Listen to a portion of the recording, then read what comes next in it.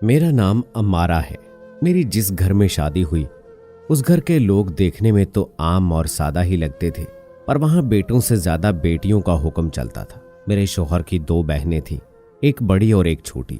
छोटी बहन फिर भी कदरे अच्छी तबीयत की थी, मगर उनकी बड़ी बहन मगरूर और गुस्से वाली थी। मेरी सास अब हयात नहीं थी, पर मरने से पहले अपनी दोनों बेटियों को खूब समझा कर गई थी कि किसी के लिए भी अपनी आज़ादी खराब मत करना।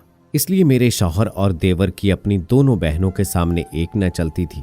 वो उनके हर तरह के नाज नखरे उठाते, और अगर ना उठाते तो वो दोनों शोर मचा देती कि आज हमारी माँ जिंदा होती तो वो हमारे लिए ये सब करती। मेरे ससुर का घर में कोई रोब नहीं था, वो बस एक कोने में रखी चारपाई पर लेटे रहते थे। मेरी बड़ी ननद के लिए बहुत से रिश्ते आते, मगर वो कोई ना कोई बहाना बनाकर इनकार कर देती। एक दफा तो उसके छोड़े हुए रिश्ते को उसकी छोटी बहन ने कबूल कर लिया। लड़का खूबसूरत था, कमाता भी अच्छा था। मेरी छोटी ननद को लड़का बहुत अच्छा लगा था। खैर उसकी शादी वहीं हो गई। मेरी छोटी ननद के खैर से 2-3 बच्चे भी हो गए, और मेरी बड़ी ननद जिसका नाम फायजा था अब तक शादी नहीं कर रही थी, यहां तक कि उसकी उम्र 37 साल हो गई। उसका कहना था कि मैं उस लड़के से शादी करूंगी जिसका आगे पीछे कोई ना हो, या वो अपने वालिदैन से अलग रहता हो, ताकि सास बहू का कोई झगड़ा ना हो, और कमाता भी खूब हो। फायजा खुद भी नौकरी करती थी, इसलिए उसके हाथ में अपने पैसे होते थे। शायद इसीलिए वो थोड़ी मगरूर हो गई थी। सारे खानदान वाले उसके पीछे बातें करते थे कि फायजा का जाने क्या बनेगा, जिससे इसकी शादी होगी। अगर वो कोई साबिर इंसान हुआ तो ये गुजारा करेगी, नहीं तो ये अगले ही दिन तलाक लेकर वापस आ जाएगी। अल्लाह की मर्जी ऐसी हुई कि उसको वैसा ही लड़का मिल गया जैसा वो चाहती थी। ये रिश्ता मेरी बेटी के लिए आया था। मेरी बेटी भी अब जवान हो रही थी, पर मेरी ननद ने बहुत चालाकी से वो रिश्ता अपने नाम करा लिया, ये कहकर कि मेरी बेटी का निकाह पहले से हो चुका है, जबकि ये सब झूठ था। खैर मैं ये सोचकर चुप हो गई, चलो कम से कम इस तरह ये इस घर से तो जाएगी। लड़के की उम्र 26 साल थी। वो डॉक्टर था, देखने में खूबसूरत था, उसका अपना घर था, और घर में सिर्फ उसके माँ बाप होते थे। वो सारी जायदाद का इकलौता वारिस था। एक बहुत ही अच्छा इंसान भी था। उसका नाम अरसलान था। दोनों का रिश्ता पक्का हो गया और शादी की तैयारियां होने लगी। मेरी ननद की शादी की तैयारियों में मेरे शौहर ने बढ़ चढ़ कर हिस्सा लिया। मैं उसे समझाती रही कि तुम्हारी अपनी भी 2 बेटियां हैं, हाथ जरा खींच कर रखो, पर मेरे शौहर ने मेरी कोई बात ना मानी और कहा कि आज हमारी माँ जिंदा होती तो वो भी ऐसे ही खुशियां मनाती, हमें भी ऐसे ही खुशियां मनानी है। पर मैं जानती थी कि इस सब का कोई फायदा नहीं। खुश फायजा ने फिर भी नहीं होना। इसने दोनों भाइयों से अपने सारे शौक पूरे करवाए, किसी बात पर भी समझौता ना किया। अच्छी से अच्छी चीज उसके जहेज के लिए खरीदी गई। ये एक बहुत ही महंगी शादी बन गई, जबकि इतनी हमारी औकात नहीं थी, पर फिर भी हमने सब कुछ किया। खैर से शादी भी हो गई और वलीमे का दिन भी गुजर गया। हमने सुख का सांस लिया कि चलो ये जिम्मेदारी भी हमारे सर से उतर गई। हमारा घर डबल पोर्शन पर मुश्तमिल था। नीचे वाले पोर्शन में मेरी देवरानी और ऊपर वाले पोर्शन में मैं अपनी फैमिली के साथ रहती थी। अब हमारी जिंदगी में दखल देने वाला कोई भी नहीं था। हम सब बहुत खुश थे कि चलो अब सब कुछ नॉर्मल हो जाएगा। मगर अगले दिन की सुबह हमारे लिए एक नई खबर लेकर आई। हम सब तब हैरानों परेशान रह गए जब शादी के अगले रोज सुबह ही सुबह फायजा वापस घर आ गई और अपने शौहर के पास जाने से इनकार कर दिया। उसने दरवाजा बहुत जोर से पीटा। हम सब उसे अचानक देखकर हैरान रह गए। अंदर आकर अपने कमरे में बैठ गई। ना कुछ बोलती थी, ना किसी की बात का जवाब देती थी, बस चुप करके बैठी थी। सब हैरान परेशान रह गए कि भला कौन शादी के दूसरे दिन वापस आकर ये कहता है कि मुझे मेरे शौहर से तलाक चाहिए। अभी उसको अपने शौहर के साथ रहते हुए वक्त ही कितना हुआ था। शादी की रात और वलीमे का दिन ही तो गुजरा था, और फायजा ये नतीजा निकाल कर बैठी थी कि उसे वापस अपने शौहर के घर नहीं जाना। या तो कोई बहुत बड़ी बात हो गई थी, या फिर वो हम सब के साथ मजाक कर रही थी। फायजा ने सारी जिंदगी अपनी मनमानी की थी। कोई 20 के करीब रिश्ते रिजेक्ट करने के बाद उसे अपने से 10 साल छोटा लड़का पसंद आया था, इसलिए वो इस रिश्ते के लिए मानी थी। अब जब सब कुछ उसकी अपनी मर्जी से हुआ था तो फिर तलाक का क्या जवाब बनता था। जब मेरी सास जिंदा थी तो कहा करती थी, जाने फायजा की शादी के बाद इसका क्या बनेगा। इस लड़की के लिए मैं बहुत परेशान रहती हूँ, इसकी 1000 जिदें हैं, और आज हम सबको यकीन हो गया कि ये वाकई जिद्दी थी। मेरे शौहर गुस्से के बहुत तेज थे। उन्होंने अरसलान को कॉल की और बताया कि फायजा घर आ गई है। उसने बताया कि फायजा यहाँ से बहुत गुस्से में निकली है। इसमें मेरा या मेरी फैमिली का कोई कसूर नहीं था। इसने तो पहली रात ही मुझसे अपने पांव दबाए थे। मैंने तो कोई गलत बात नहीं की। मेरी माँ ने बस इतना कहा था कि फायजा ये तुम्हारा अपना घर है, तुम जिस टाइम मर्जी अपने घर जाओ और जब मर्जी वापस आओ, तुम्हें कोई नहीं पूछेगा। अरसलान शक्ल से भी बहुत मासूम और अच्छा इंसान लगता था। उसके माँ बाप भी बहुत सीधे सादे इंसान थे और एक स्कूल में पढ़ाते थे। फायजा की खसलत से तो हम सब ही वाकफ थे। हम सब सर पकड़ कर बैठ गए कि हमने कर्ज उठाकर शादी की है और ये अगले ही दिन वापस आ गई है। बहुत पूछने पर उसने इतना बताया कि मुझे लड़का पसंद नहीं आया, मैंने वापस नहीं जाना। मेरे शौहर ने कहा कि हम उन लोगों को बुलाते हैं और उनसे बात करते हैं, तुम्हें मसला क्या है, वो तुम्हारे मसाइल हल करेंगे। वो लोग शाम को हमारे घर आ गए। अरसलान के माँ बाप रो रहे थे और हाथ जोड़कर कह रहे थे कि इसको हमारे साथ वापस भेज दे, नहीं तो हमारी बहुत बेइज्जती हो जाएगी। हमारे खानदान में कुछ हमारे मुखालिफिन हैं, वो ये बात पूरे खानदान में आग की तरह फैला देंगे और हम नहीं चाहते कि हमारे घर की बात सब खानदान वालों को पता चले। ये जो कहती है हम मानने को तैयार हैं। अगर ये अलग रहना चाहती हैं तो हम इसे अलग घर बनाकर भी देते हैं। इसको नौकरी करने से भी नहीं रोकते, हम इसको नौकरानी रख देंगे, बस ये हमारे साथ वापस आ जाए।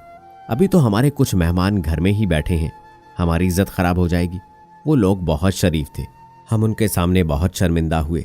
हमने उनको वापस भेज दिया और कहा कि हम फायजा को समझाकर खुद वापस ले आएंगे, पर फायजा की एक ही जिद कि नहीं जाना तो बस नहीं जाना। हमने उससे ये भी पूछा कि लड़के ने तुम्हारे साथ कुछ गलत किया है, तुम्हें मारा है या फिर कोई गलत बात की है या तुम्हें धमकाया है तो तुम हमें बताओ। अगर वो गलत है तो हम उसे सजा देंगे, हमसे कोई बात छुपाओ नहीं। पर वो यही कहती कि मैंने अब नहीं जाना, मुझे तलाक चाहिए। हम सब हार मान गए और हमने उसे अरसलान से खुला ले दी। अब वो फिर से हमारे साथ ही रहने लगी।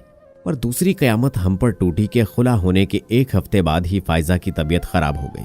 जब उसे डॉक्टर के पास ले जाया गया तो डॉक्टर ने बताया कि फायजा मां बनने वाली है। वक्त गुजरता रहा, अल्लाह ने उसको बेटी दी। सब सोच रहे थे कि अगर इसका बेटा हो जाता तो उसे अपने बाप की जायदाद में हिस्सा मिल सकता था, पर अल्लाह ने उसे बेटी से नवाजा। हम सब बहुत नाराज हुए। हमने कहा कि ये बच्ची अरसलान की जिम्मेदारी है, उससे राब्ता करते हैं। पर फायजा इस बात पर भी राजी नहीं थी। कहती थी कोई भी इससे बात नहीं करेगा, अगर किसी ने उससे बात की तो वो खुदकुशी कर लेगी। हम उस लड़की से बहुत तंग आ गए थे। ये अपनी जिंदगी के साथ साथ हमारी जिंदगी से भी खेल रही थी। मेरी दोनों बेटियां जवान थीं, मुझे उनके भी रिश्ते करने थे और ऐसे हालात में मेरी बेटियों के लिए रिश्ते भी मुश्किल थे। वो उस बच्ची को पैदा करके ही रही और उसको खुद ही पालती थी, बल्कि अक्सर उस बच्ची को वो अपनी छोटी बहन के घर छोड़ आती थी। और हम लोग ये झूठ बोलते थे खानदान वालों से कि वो बच्ची उसकी छोटी बहन की है। उस लड़की ने तो हमें कहीं का नहीं छोड़ा था, क्योंकि अब हम सब उस पर गुस्सा थे। उसे दिन रात ताने दिया करते थे कि इतना अच्छा लड़का तुमने हाथ से गंवा दिया और उसे छोड़कर उसकी औलाद भी पाल रही हो, जबकि वो लोग तुम्हारे लिए कुछ भी करने को तैयार थे। वो दोबारा शादी करने को भी तैयार नहीं थी। कहती थी मैं अपनी जिंदगी खुद जीऊंगी और एक बड़े कॉलेज में पढ़ाने लगी। उसने अपने पैसे से गाड़ी भी खरीद ली थी। वो अपना खर्चा खुद उठाती थी। सारा खानदान उसके लिए बातें करता था कि ऐसी बदकिस्मत कौन होगी जिसने इतने अच्छे लड़के और घर को छोड़ दिया। फायजा अब पहले से ज्यादा बदतमीज हो गई थी। वो अब किसी की भी बात नहीं सुनती थी। अक्सर कमरे में बैठकर रोती रहती थी। हम उसके रोने पर भी हंसते थे, कहते थे कि इसने खुद अपने पैरों पर कुल्हाड़ी मारी है और अब खुद बैठी आंसू बहाती है। पर एक दिन मैंने अपनी आंखों से कुछ ऐसा देखा कि मेरे कदमों तले से जमीन निकल गई। मैंने देखा कि मेरी ननद फायजा और अरसलान एक कैफे में बैठे कॉफी पी रहे हैं और आपस में बहुत हंस हंस कर बातें कर रहे हैं। अरसलान ने उसे कोई तोहफा भी दिया था जो उसके हाथ में था। मैं छुपकर उनकी बातें सुनने लगी।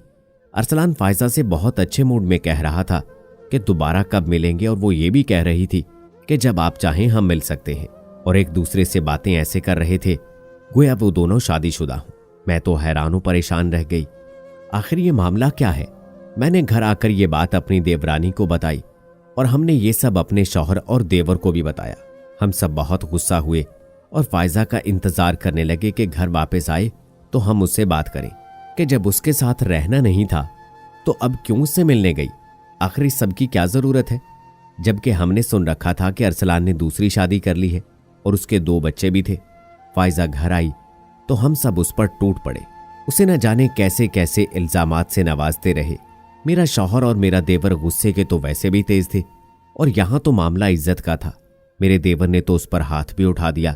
2-3 थप्पड़ मारने के बाद पूछा कि वो उस लड़के के साथ क्या करती फिर रही है, जबकि खुला के बाद तुम्हारा उस लड़के के साथ अब कोई ताल्लुक बाकी नहीं रहा। फायजा रोने लगी और रोते रोते हम सबको कुछ ऐसा बताया कि हम सब बहुत शर्मिंदा हो गए। फायजा ने हमें बताया कि अरसलान पहले से शादीशुदा था और उसकी बीवी एक तवाइफजादी थी, जिससे उसकी मुलाकात सड़क पर हुई थी। वो खुदकुशी करने जा रही थी क्योंकि वो अपनी माँ की तरह तवाइफ नहीं बनना चाहती थी, और उसकी माँ ने उसे 5 लाख में एक अमीर शख्स को बेच दिया था। वो वहां से बड़ी मुश्किल से जान छुड़वा कर निकली थी। अरसलान से एक गलती ये हुई कि वो उसे उसकी माँ के पास लेकर चला गया ताकि वो उसे समझाएगा, शायद उसकी बात वो मान जाए, मगर वहां कुछ ऐसा ना हुआ था। उस लड़की की माँ तो बहुत ही बुरी औरत थी। वो किसी भी सूरत में अरसलान की बात मानने को तैयार न हुई, और अब अरसलान किसी भी सूरत में उस लड़की को उसकी माँ के हवाले नहीं करना चाहता था। मुख्तसर ये कि अरसलान ने उस लड़की की माँ को 5 लाख दिए और उसे अपने साथ वापस ले आया और उसे किराए का एक मकान लेकर दिया और उसके सारे अखराजात उठाने की भी जिम्मेदारी ले ली। मगर घर में अकेली लड़की को रहता देखकर वहां के लोग बातें करने लगे, और एक दिन अरसलान ने लड़की की शराफत देखते हुए खुद उससे निकाह कर लिया। अब वो उसे अपने घर ले जाना चाहता था, मगर अरसलान जानता था कि इसके माँ बाप इस लड़की को कभी कबूल नहीं करेंगे, इसलिए उसने उस लड़की से खुफिया तौर पर शादी कर रखी थी, और अगर वो ये बात अपने खानदान वालों को बताता तो वो उसे घर से निकाल देते और उसके खानदान में भी बेइज्जती हो जाती। अरसलान ने मुझे शादी की रात ही बता दिया था कि वो मेरे साथ शादी करने को तैयार नहीं था। ये सब उसने अपने वालिदैन की सख्ती और मजबूरी में किया था, और वो सबको हकीकत भी नहीं बता सकता, इस तरह उसका इमेज खराब होगा। उसने मुझे दूसरे दिन उस लड़की जिसका नाम आलिया है उससे भी मिलवाया था। अरसलान तो मुझे छोड़ने के लिए राजी नहीं था, बस वो हकीकत से पर्दा उठाना चाहता था। उस लड़की के मिलने के बाद मैंने खुद फैसला किया था कि मैं खुद इसको छोड़ दूंगी ताकि वो अपनी जिंदगी में खुश रह सके। मेरा फैसला सुनाने के बाद आलिया और अरसलान ने मुझे बहुत रोका था कि मैं ऐसा कदम ना उठाऊं, हम सब एक साथ रह लेंगे, मगर मैंने अपनी खुशी से यह कदम उठाया था। अरसलान बुरा नहीं था, वो तो बहुत अच्छा था। आगे जो भी हुआ सारा प्लान मेरा था ताकि वो मुझे बुरा बनाकर अपने घर वालों को अपनी पहली बीवी से मिलवा सके और बता सके कि इससे तो यही कम से कम अच्छी है। जो लड़की आप लोगों ने मेरे लिए पसंद की थी वो तो एक दिन भी यहाँ नहीं बैठी, वो मेरे साथ नहीं रहना चाहती थी और आपने जबरदस्ती उसकी शादी मुझसे करवाई थी। मेरे पास और कोई रास्ता नहीं था, मैं उन दोनों को खुश देखना चाहती थी, इसलिए दिल पर पत्थर रखकर यह कदम उठाया था। मेरे दिल में बस इतना था कि अगर मेरी वजह से अरसलान ने उसे छोड़ दिया तो वो दोबारा से एक तवाइफ न बन जाए। आप लोग तो हमेशा मुझे ही बुरा समझते हैं, पर मैं इतनी भी बुरी नहीं थी। अब मैं और अरसलान अच्छे दोस्त हैं। उस दिन वो मुझे रास्ते में मिल गया, उसने मुझे बताया कि वो बाप बनने वाला है। मैंने कुछ चीज़ें खरीदी थी, उसके पैसे अरसलान ने दे दिए और कहा कि ये उसकी तरफ से तोहफा है। मैं सिर्फ उसको मुबारकबाद दे रही थी। मैंने उसे हमारी बेटी के बारे में भी नहीं बताया, वो तो जानता ही नहीं कि हमारी एक बेटी भी है। आप लोग ठीक कहते हैं, वो मेरी पसंद का इंसान था। मैं उसको देखते ही उससे मोहब्बत कर बैठी थी और उसके साथ अपनी सारी जिंदगी गुजारना चाहती थी। मैं ये सोचकर नहीं गई थी कि मैं अपना घर तोड़ दूंगी, बल्कि मैं तो हमेशा उसके साथ ही रहना चाहती थी। पर मेरी किस्मत में कुछ और ही लिखा था। मैं इसके सर पर मुसल्लत होना नहीं चाहती थी और उसकी जिंदगी बर्बाद नहीं करना चाहती थी। अब मुझे कोई फर्क नहीं पड़ता कि आप लोग मुझे कितना बुरा समझते हैं। मैं सिर्फ इतना जानती हूँ कि मैंने किसी की जिंदगी को बर्बाद करने से बेहतर अपनी जिंदगी को बर्बाद करना समझा। अगर मुझसे कोई गलती हुई हो तो मुझे माफ कर दें। मैं तो आप लोगों की बहन हूं ना, उसे भी मेरी एक और गलती समझकर मुझे माफ कर दें। फायजा फूट फूट कर रोने लगी। मेरा शौहर और देवर फायजा की तरफ बढ़े और उससे माफी मांगी। हमने भी उससे माफी मांगी और उसके सर पर हाथ रखा और उससे कहा कि हमें तो पता ही नहीं था कि तुमने इतना बड़ा दिल रख के ये दुख झेला है। हम तो तुम्हें इतने सालों तक बुरा ही समझते रहे, हमें माफ कर दो।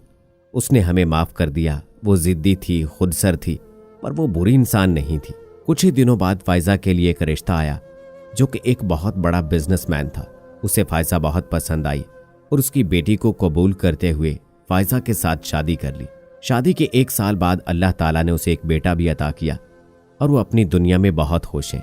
इस कहानी से ये सबक मिला कि हर इंसान जैसा नजर आता है वैसा होता नहीं है। जैसा कि हम फायजा को सारी जिंदगी बुरा कहते रहे, जबकि उसने एक बहुत बहादुरी का काम किया था। दोस्तों, इस बारे में आपकी क्या राय है क्या फायजा को ऐसा करना चाहिए था या नहीं? क्या फायजा ने दूसरी लड़की के लिए अपनी जिंदगी की कुर्बानी देकर अच्छा किया? या फिर दोस्तों आपको लगता है कि इस मामले को किसी और तरह से भी हल किया जा सकता था? अपनी राय का इजहार कमेंट बॉक्स में जरूर कीजिएगा। मजीद ऐसी वीडियोस देखने के लिए मेरे चैनल को जरूर सब्सक्राइब कर लें। इसके अलावा जिंदगी बदल देने वाले अक़वाल सुनने के लिए मेरे दूसरे चैनल इस्लामिक विजडम को भी जरूर सब्सक्राइब कर लें। लिंक आपको डिस्क्रिप्शन बॉक्स में मिल जाएगा। अगली वीडियो तक अपने दोस्त राव कमर रिजवान को इजाजत दें। अल्लाह हाफिज।